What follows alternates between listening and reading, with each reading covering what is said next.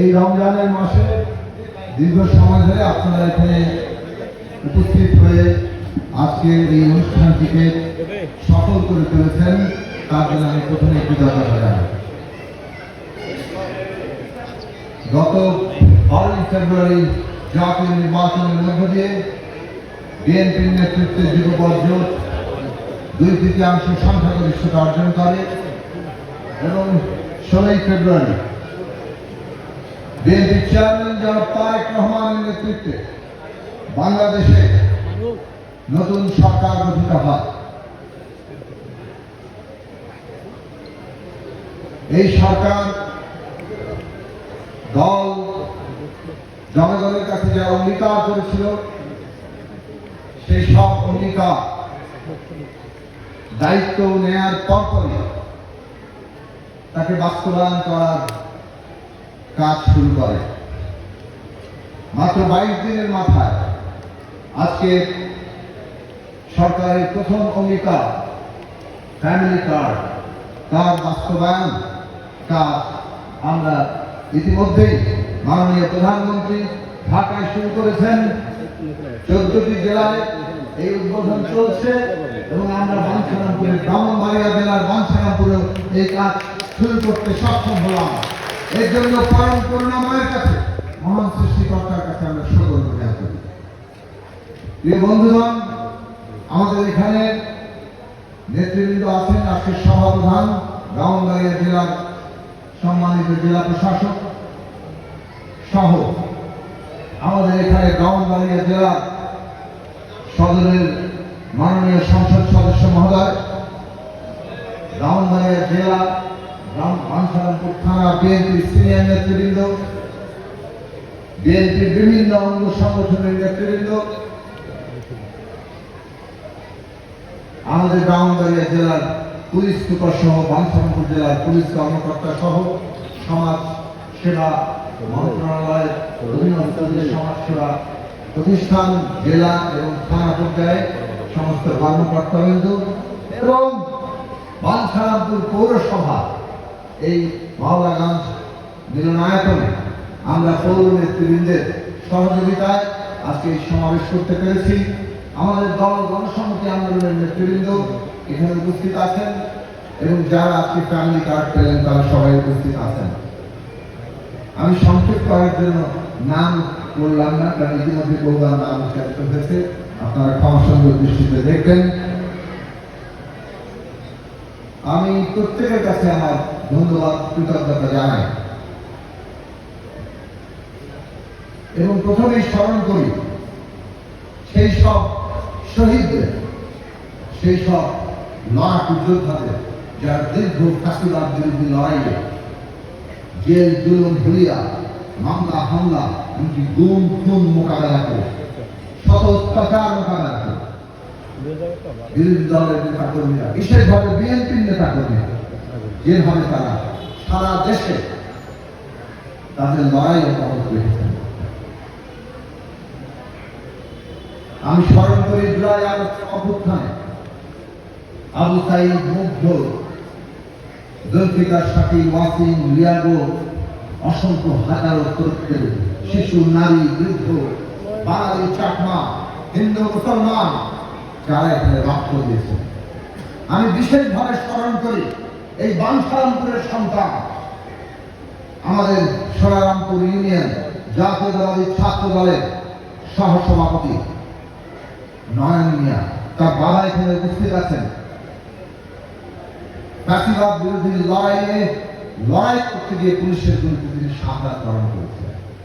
আমাদের বাঞ্ছারামপুরের 4 সন্তান যারা জুলাই আগস্টে এইখানে জীবন উৎসর্গ করেছেন, বিভিন্ন জায়গায় অনেকে লাশ পর্যন্ত এনে এখানে কবর দিতে বাধা আছে। এই শহীদদের রক্তের উপর দাঁড়িয়ে আমরা আজকে বাংলাদেশকে নতুন করে গড়ে তোলার সুযোগ পেয়েছি এবং বিএনপির নেতৃত্বাধীন সরকার দায়িত্ব নেওয়া, রাষ্ট্র পরিচালনার দায়িত্ব নেওয়ার 22 দিনের মাথায় তারা পরিষ্কার করে নিজেদের নির্বাচনী অঙ্গীকার বাস্তবায়নের কাজ শুরু করেছে। এই ফ্যামিলি কার্ড আপনারা ইতিমধ্যে শুনেছেন, তারপর আবার বলি, বাংলাদেশে ধরে নেওয়া হচ্ছে প্রায় 4 কোটি, অন্তত পক্ষে 4 কোটি পরিবার আছে, তার থেকে বেশি আছে। মাননীয় প্রধানমন্ত্রী জনাব তারেক রহমান এটাকে বলেছিলেন এটা সর্বজনীন কার্ড হবে, মানে সবাই এই কার্ড পায়। তবে আমাদের সম্পদের সীমাবদ্ধতা আছে। এই কাজ ধীরে ধীরে বাস্তবায়ন করার দিকে আমাদের যেতে হবে, পর্যায়ক্রমে যেতে হবে। সে কারণে পাইলট প্রজেক্ট শুরু হয়েছে এবং সবার আগে সবচেয়ে যাদের প্রয়োজন তাদের থেকে আমরা শুরু করছি। সেই কারণে কতগুলো মানদণ্ড ঠিক করা হয়েছে এবং পাইলট প্রজেক্ট সরকারের একটা নিয়ম, একটা ছোট আকারে শুরু করে সেটা বাস্তবায়ন করো, সেখানে যদি কোনো ভুল ত্রুটি থাকে সেটা শুধরে নাও এবং তারপর সারা দেশে সেটা বাস্তবায়ন করো। সেই হিসেবে 14টি উপজেলা, 14টি ওয়ার্ডে এই পাইলট প্রজেক্ট শুরু হয়েছে। আজকে 37,000 পরিবার প্রধান, বিশেষ পরিবারের নারী প্রধান, তার মধ্যে ফ্যামিলি কার্ডটি তুলে দেওয়া হয়েছে। এটা প্রাথমিকভাবে আগামী এই 4টি বছরের মধ্যে 2 কোটি, অন্তত পক্ষে 2 কোটি পরিবার প্রধানের কাছে দেওয়া হবে এবং ধীরে ধীরে এটা সকলের জন্য মুক্ত করা হবে। আজকে বাংলাদেশে অর্ধেক জনগোষ্ঠী নারী, ভোটার হিসেবে তার চেয়ে বেশি। তাদের আজকে জীবনে যদি উন্নতি না হয় তাহলে বাংলাদেশে তো উন্নতি হয় না। এই পরিবারের নারী প্রধানদের কাছে দেওয়ার ক্ষেত্রে নারীর আর্থিক সক্ষমতা বৃদ্ধি, তার সিদ্ধান্ত গ্রহণের ক্ষমতা বৃদ্ধি এবং এটার প্রভাব তারা চিন্তা করেন শিক্ষার ক্ষেত্রে এবং আমাদের সাধারণভাবে দেশের অর্থনীতিকে আরো গতিশীল করার জন্য এর সুদূর প্রসারী ভূমিকা আছে।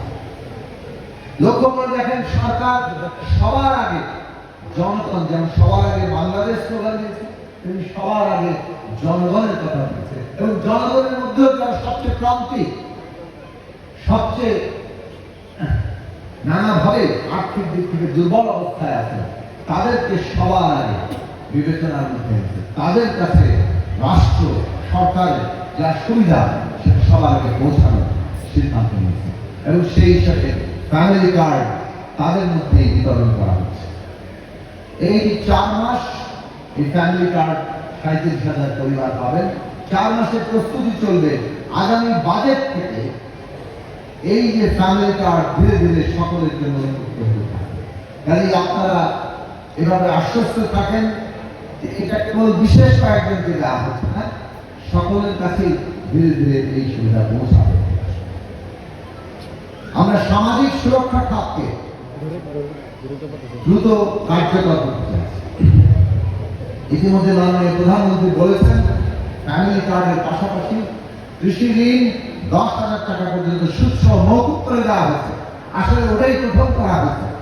সিদ্ধান্ত হিসেবে কার্যকর হয়েছে কৃষি ঋণ 10,000 টাকা সুদসহ ইতিমধ্যেই মৌকুব করে দেওয়া হয়েছে।